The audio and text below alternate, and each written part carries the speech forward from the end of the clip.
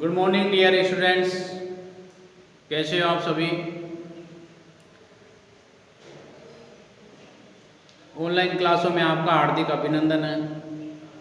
आइए आज चर्चा करते हैं हम सेक्शन बी, यानी कि अभी तक जो लेक्चर हुए हैं अपने 88 कितने 88 लेक्चर हुए हैं, वो हुए हैं सेक्शन ए से संबंधित। किससे? सेक्शन ए के हुए हैं। अब चलेगा अपना सेक्शन बी और इसी प्रकार से एक और सेक्शन आपके सेक्शन सी। 3 सेक्शन है, बीच बीच में अपन प्रैक्टिकल भी करते रहे हैं। तो सेक्शन बी प्रारंभ करेंगे। प्रारंभ होगा इसमें कंपनी शैली, और कंपनी शैली को बोलते हैं पटना शैली। तो कंपनी शैली या पटना शैली, और लेक्चर नंबर है ये 89। देखो, कंपनी शैली को ही पटना शैली कहते हैं। कंपनी शैली को ही पटना शैली कहते हैं। 19वीं शताब्दी के छोटे से कालांश में, 19वीं शताब्दी की बात है कि 19वीं शताब्दी के छोटे से कालांश में भारत को कंपनी चित्रण शैली देकर भारत कला क्षेत्र में श्रीवृद्धि की गई। दोबारा सुनो कि 19वीं शताब्दी के एक छोटे से पीरियड में, एक छोटे से समय में भारत को कंपनी चित्रण शैली देकर भारतीय कला क्षेत्र को आगे बढ़ाया गया। इस शैली का जो उद्भव है उसी युग में हुआ था। किस युग में? कंपनी चित्रण शैली जब प्रारंभ यहाँ हुई तो उसी समय इस शैली का क्या हुआ? उद्भव हुआ था 19वीं शताब्दी के छोटे से कालांश में। जब भारत में 18वीं शताब्दी के उत्तरार्ध में अंग्रेजों की एक व्यापारी मंडी जिसका नाम था ईस्ट इंडिया कंपनी। क्या नाम था? East India company.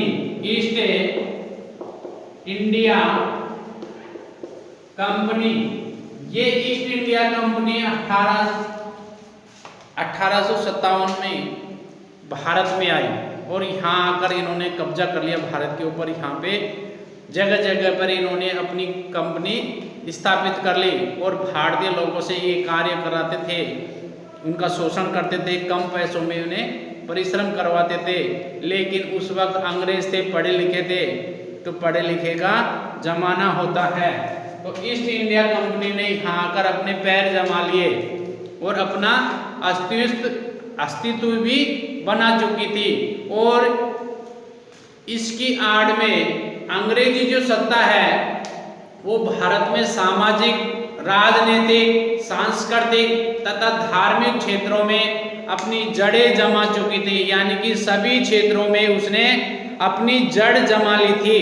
इस समय अंग्रेजों की जो व्यापारी कंपनी थी, उस कंपनी के जो व्यापारी थे, उन व्यापारियों को तथा अन्य उच्च अधिकारी वर्ग के जो लोग थे उनके समर्थन में आकर कलाकारों को भी प्रोत्साहन मिला। यानी कि कलाकार भी इनसे जुड़ गए थे, जिन्होंने इनको अर्ध यूरोपीय ढंग से चित्र बनाए थे। किसमें? अर्ध यूरोपीय, यानी कि अंग्रेजों के लिए चित्र बनाए थे। इन्होंने लघु चित्र बनाए, उसके अलावा व्यक्ति चित्र बनाए और अन्य प्रकार की कलाकृतियां बनाकर वो उन्हें बेचने लगे, देने लगे। तत्कालीन पटना प्रत्येक दृष्टि से, पटना जानते हो? पटना गए हो कभी? पटना की मिर्ची भी फेमस है। तो पटना उस समय प्रत्येक दृष्टि से, यानी हर क्षेत्र में पटना, हर काम के लिए पटना महत्वपूर्ण था, यानी कि फेमस था।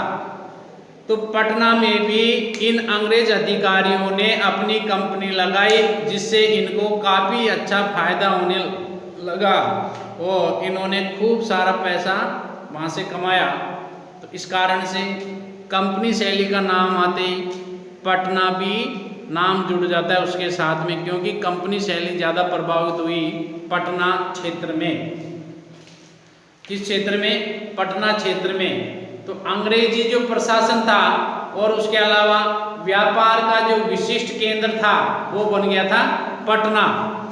इसके साथ में अंग्रेज व्यापारियों तथा पदाधिकारियों के आश्रय में ये जो कलाकार थे इन्होंने Anglo Indian style, Anglo Indian style, Anglo Indian style. अब देखो एंग्लो, ये तो थी अंग्रेजों की, यानी अंग्रेजों की पसंद के चित्र होने चाहिए, लेकिन वो किस स्टाइल में होने चाहिए, वो इंडियन स्टाइल में होने चाहिए, यानी कि भारतीय चित्रकारों के द्वारा बने हुए होने चाहिए। लेकिन कैसी डिमांड के चित्र हो, वो अंग्रेजों की डिमांड के चित्र होने चाहिए, वो कहेंगे वेस्ट टाइप के चित्र होने चाहिए, स्टाइल इंडियन होने चाहिए। तो ये चित्र कौन से कहलाए, एंग्लो इंडियन स्टाइल। कौन से, एंग्लो इंडियन स्टाइल। क्वेश्चन ये आएगा एंग्लो इंडियन स्टाइल जो चित्र बने थे वो किस शैली में बनाए गए, आंसर हो जाएगा कंपनी शैली या पटना शैली में बनाए गए। समझ में आ गया, यानी कि अर्ध यूरोपीय ढंग से, अर्ध यूरोपीय ढंग से ये चित्र बनाए जाने लगे। और इसके साथ में इन चित्रों में पाश्चात्य कला का मिश्रण भी देखने को मिलता है। किसका, पाश्चात्य कला का भी प्रभाव इसमें रहा। इन चित्रों में पशु पक्षी, प्राकृतिक चित्र, लघु चित्र, उसके अलावा भारतीय जीवन से संबंधित चित्र और अपने और पारिवारिक लोगों से संबंधित चित्र भी इन्होंने बनाए थे। ये चित्र इंग्लैंड में भेजे जाने लगे। कहाँ पर, इंग्लैंड में, क्योंकि अंग्रेज कहाँ से आए थे, इंग्लैंड से आए थे। यही नहीं कि भारत में जो कलाकार थे उनसे पाश्चात्य कला को बढ़ावा देने के लिए, यानी कि भारतीय चित्रकारों ने क्या किया, जो अच्छे चित्र बनाए उन चित्रों को इंग्लैंड में भेज दिया अंग्रेजों ने। इंग्लैंड में जा गए वो चित्र तो उनकी प्रशंसा हुई और वहाँ के लोगों ने वापस से सोच लिया कि अपने व्यक्ति चित्र भी भारत में जाकर भारतीय चित्रकारों से बनवा के लाएंगे। तो भारत में पाश्चात्य कला को बढ़ावा देने के लिए अंग्रेजों ने और अंग्रेज अधिकारियों ने अपने साथ चित्र और फोटो भी वो लेकर आते थे और यहाँ के भारतीय जो चित्रकार थे उनकी कलाकृतियाँ का अनुसरण, उनका अनुकरण तथा उनमें निहित शैली को अपनाने का भी आदेश देते थे। अर्थात भारतीय चित्रकारों की वो नकल करते थे और वहाँ के जो सेठ लोग थे, पैसे वाले लोग, उन लोगों के फोटो साथ में ले आते थे और यहाँ के उनसे उनकी फोटो पोर्ट्रेट आदि बना के ले जाते थे। विदेशी चित्र यथार्थवादी वास्तविकता से प्रेरित तथा सजीव होते थे। कैसे, यथार्थवादी यानी कि एक तरीके से किसी भी चित्र को एज इट इज बना देना, सेम बना देना। यथार्थवादी, वास्तविकता यानी कि सेम बना देना, एकदम वास्तव में सेम चित्र है भाई। इस प्रकार से यथार्थवादी वास्तविकता शैली सजीव होती गई। उनमें गहराई, उभार, वस्त्रों का यथार्थपूर्ण अंकन, आकृतियों में रंगों के विशेष प्रयोग आदि के माध्यम से उनमें छाया और प्रकाश का यानी कि लाइट और शैडो का भी इफेक्ट वो दिखाने लग गए थे। उनके जो चित्र बने हैं उन्होंने उनमें 2.25 चश्म के प्रभाव रहा है। 2.25 चश्म का, जैसे कि ये अभी ये कोई चित्र है, ये कोई फेस है, तो ये कौन सा है, फ्रंट फेस। और अभी आपके सामने कोई ये फेस बनाया जाए तो ये कैसा हो जाएगा, ये हो जाएगा एक चश्म का चेहरा। कौन सा, एक चश्म का चेहरा। ये कौन सा है, एक चश्म का। और यदि इसी चित्र में थोड़ा सा साइड से इफेक्ट दिखाया जाए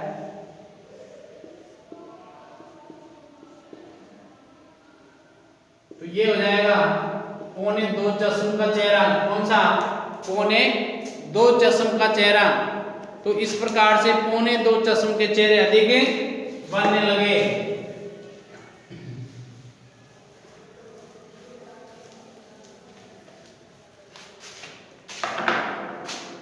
ये चित्र कंपनी अधिकारियों द्वारा बनवाए जाते थे तथा उनका जो मुख्य केंद्र था वो पटना होने के कारण इस शैली को कंपनी शैली या पटना शैली भी कहते हैं। कंपनी शैली को ही पटना शैली कहते हैं। इस प्रकार के अनेक चित्र पटना संग्रहालय में भी तथा विदेशी कला दीर्घाओं में आज भी संग्रहित है। कंपनी शैली की जो मुख्य अध्येता थी, कौन? कंपनी शैली की मुख्य अध्येता, कंपनी शैली की मुख्य अध्येता, कंपनी शैली की मुख्य अध्येता कौन थी? ये थी मिसेज आर्चर। कौन थी? मिसेज आर्चर, यानी आर्चर महोदय की मिसेज थी। तो मिसेज आर्चर थी, क्या थी? कंपनी शैली की मुख्य अध्येता। ये क्वेश्चन कई बार आया हुआ है कि कंपनी शैली की मुख्य अध्येता कौन थी? Mrs Archer. कौन सी थी? Mrs Archer. तो मिसेज आर्चर के मत अनुसार पटना चित्रण शैली तो कंपनी शैली की ही एक उपशाखा थी, किंतु कला की दृष्टि से कोई प्रमुख या पृथक शैली नहीं थी। यानी कि कला की दृष्टि से ये दोनों एक ही शैली थी, क्योंकि कला का यह जो आंदोलन था वो पटना तक ही सीमित नहीं था। ये जो कला आंदोलन था ये पटना तक ही सीमित नहीं था, इसका प्रचार प्रसार तो व्यापक रूप से बंगाल से लेकर पंजाब तक और उसके अलावा उत्तरी भारत, दक्षिणी भारत में महाराष्ट्र तथा पश्चिमी घाट तक, इसके अलावा पश्चिम में सिंध तथा नेपाल तक ये फैला हुआ था। इस कारण से ये पर्सनली पटना शैली न होकर ये कंपनी शैली विस्तृत रूप से फैली हुई थी। ऐसा कौन कह रहे हैं? Mrs Archer. इसी प्रकार से पटना एवं कंपनी जो शैली थी उस शैली के प्रमुख विषयों में व्यक्ति चित्र बने थे, पशु पक्षियों के बने और उसके अलावा साधारण लोगों के व्यक्ति चित्र भी इसमें बनाए गए। पशुओं में मुख्य रूप से इसमें हाथी को बनाया गया, घोड़े को बनाया गया और या उनकी सवारियों को भी अंकित किया गया। घोड़े, हाथी, बग्गी आदि पर सवारी करते हुए अधिकारियों को भी चित्रित किया गया। जनसाधारण के जो विषय थे उन विषयों में मछली बेचने वाले, टोकरी बुनने वाले, कौन कौन से चित्र थे?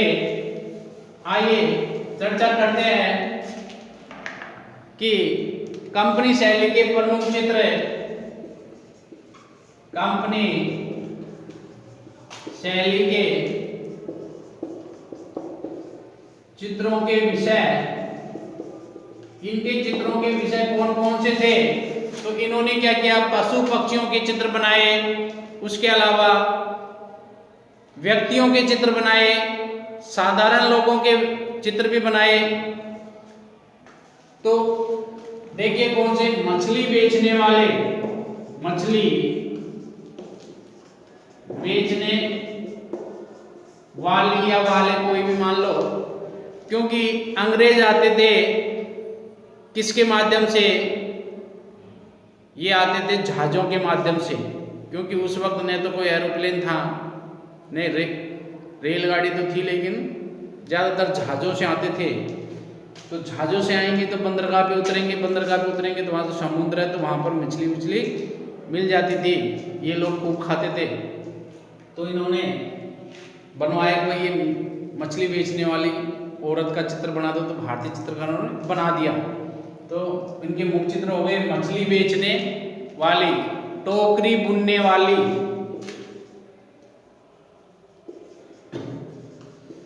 टोकरी बुनने वाली, टोकरी बुनने वाली, चक्की वाली, क्योंकि ये भारतीय जनजीवन को जो साधारण व्यक्ति हैं, यहाँ के गरीब लोग, उन लोगों की फोटो ये पसंद करते थे।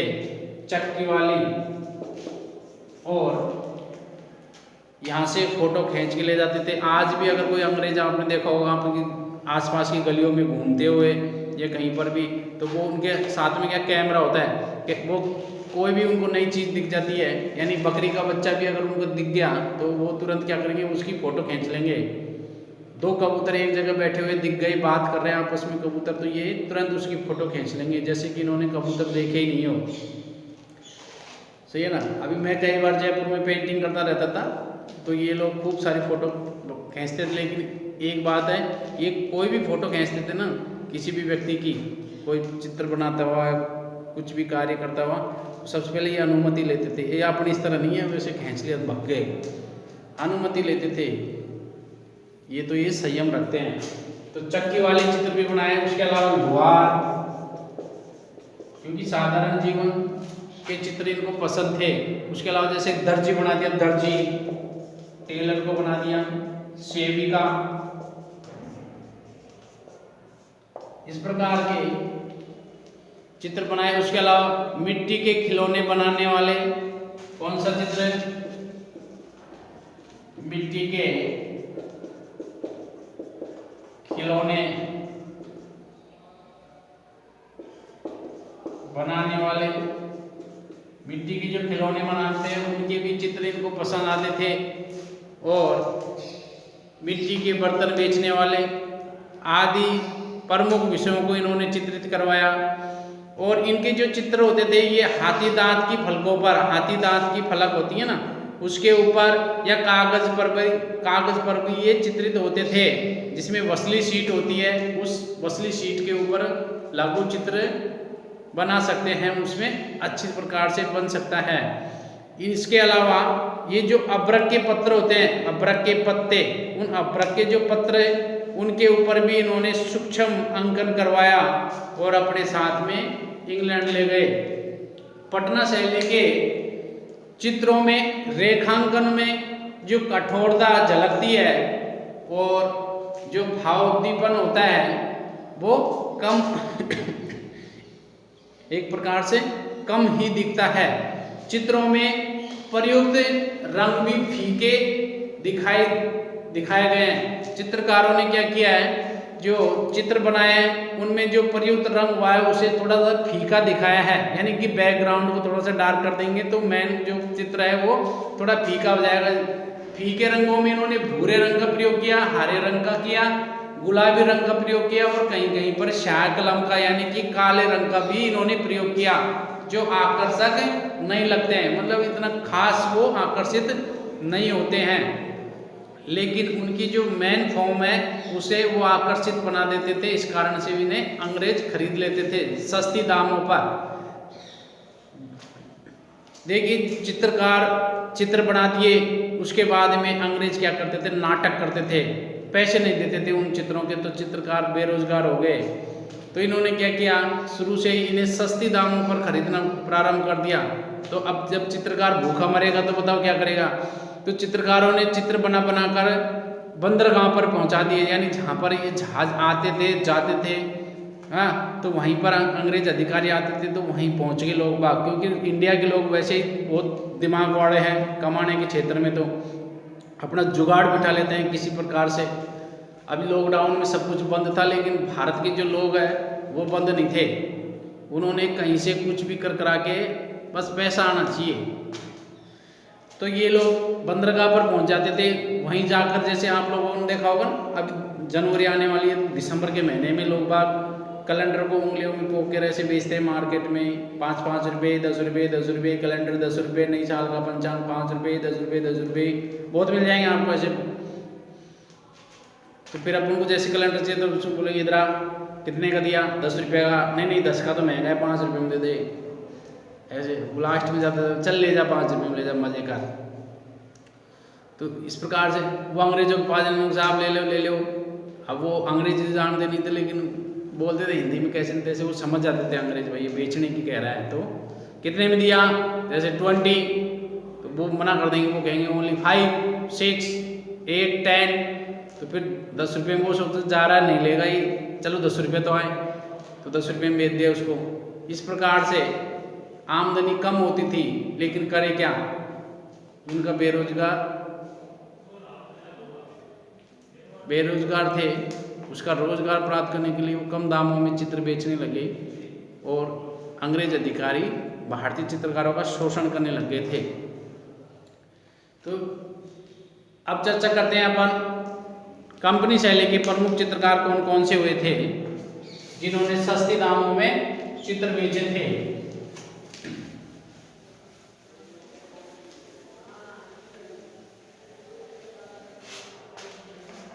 कंपनी शैली के प्रमुख चित्रकार